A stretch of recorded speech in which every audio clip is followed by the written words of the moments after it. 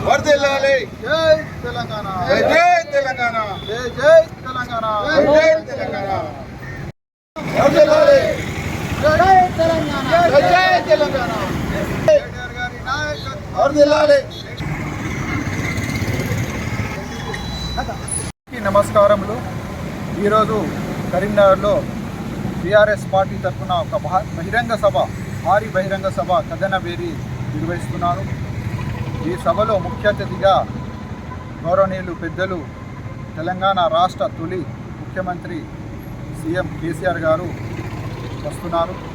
ఈ సందర్భంగా మేము కరీంనగర్ బీఆర్ఎస్ మైనార్టీ సీనియర్ నాయకుల పక్షాన కేసీఆర్ గారికి స్వాగతం సుస్వాగతం తెలియజేస్తున్నాము.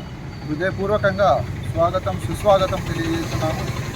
అదేవిధంగా ఈ సభలో పాల్గొనడానికి మేము కరీంనగర్ 24 డివిజన్ శివాజీ నగర్ నుండి నేను Syed Naeem TRS party senior minority నాయకులు, నాతో మైనార్టీ నాయకులు సీనియర్ ఆజిద్ భాయ్, అదేవిధంగా నాహిద్ భాయ్, ఆజీ భాయ్, తక్బీర్ భాయ్, మౌలా హసన్ ఉద్యమకారుడు సీనియర్ నాయకులు, అదేవిధంగా వార్డు పెద్ద మనుషులు ఇస్మాల్ భాయ్, అదేవిధంగా యూత్ ముబీన్ అందరం కలిసి మేము ఈ సభలో పాల్గొనడానికి వెళ్తున్నాము.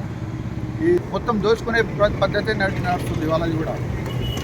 ఇప్పటి వరకు ఒక్క సంక్షేమ పథకం కూడా వాళ్ళు చెప్పినది కూడా కరెక్ట్ జరుగుతలేదు. మనం గమనించాలి. బస్సులు అన్నారు, బస్సుల విషయాల్లో గొడవలు జరుగుతున్నాయి. ఆటోలకు వాళ్ళ పుట్ట మీద కొట్టినట్టున్నారు, ఆటోలు గొడవ చేస్తున్నారు, బస్సులో లేడీస్ గొడవ చేసుకుంటుంది, బస్సులు ఎక్కువ కేటాయించలేదు. అదేవిధంగా మనం చూడొచ్చు కరెంట్ బిల్లు కూడా ప్రతి ఇంటికి రాలే. ఎలక్షన్లో ముందు ఏం చెప్పినారు మన రేవంత్ రెడ్డి గారు, ఖచ్చితంగా ప్రతి ఇంటికి 200 యూనిట్ లోపుట్ట ఫ్రీ ఇస్తున్నారు. ఇప్పుడు దానికి రేషన్ కార్డు లింక్ పెట్టినారు. అది కూడా రేషన్ కార్డు ఉన్న వాళ్ళకి కూడా ఇంకా రాలేదు. ఎందుకంటే వాళ్ళది ఒక సిస్టమేటిక్ ఉండేది. ప్రభుత్వం మన కేసీఆర్ గారు చేసిన పరిపాలన ఒక సిస్టమేటిక్ ఉండేది. అందుకోసమే తెలంగాణ ఇంత అభివృద్ధి జరిగింది, కరీంనగర్ కూడా అభివృద్ధి జరిగింది. ఇంకొకసారి మీరు ఆలోచించండి. మేము అందరం మా పక్షాన మేము ఒకటే విజ్ఞప్తి చేస్తున్నాం. మీ ఓటు వృధా చేసుకోకండి.